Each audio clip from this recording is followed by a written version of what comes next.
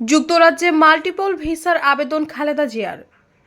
Follow up চিকিৎসার জন্য BNP chairperson ও সাবেক প্রধানমন্ত্রী বেগম খালেদা জিয়াকে যুক্তরাজ্যের লন্ডনে নিয়ে যাওয়ার ব্যাপারে এখনও কোনো সিদ্ধান্ত নেয়নি তার দল, পরিবার কিংবা চিকিৎসকরা।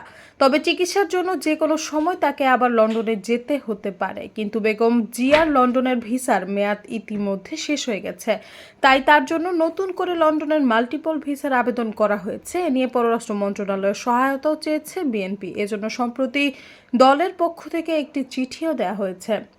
বিএনপির একাধিক সূত্রে এমন তথ্য জানা গেছে। জানতে চাইলে খালেদা জিয়ার একান্ত সচিব এবিএম আব্দুস সাত্তার বলেন, ম্যাডামের লন্ডনের ভিসার মেয়াদ শেষ হয়ে যাওয়ায় মাল্টিপল ভিসার জন্য আবেদন করা হয়েছে। এজন্য পররাষ্ট্র মন্ত্রণালয়ের সহযোগিতা চাওয়া হয়েছে। তবে ফলো আপ চিকিৎসার জন্য ম্যাডামের ফের লন্ডনে যাওয়ার ব্যাপারে এখনও কোনো সিদ্ধান্ত হয়নি। সৈয়দা ফারিয়া, সমযোগ।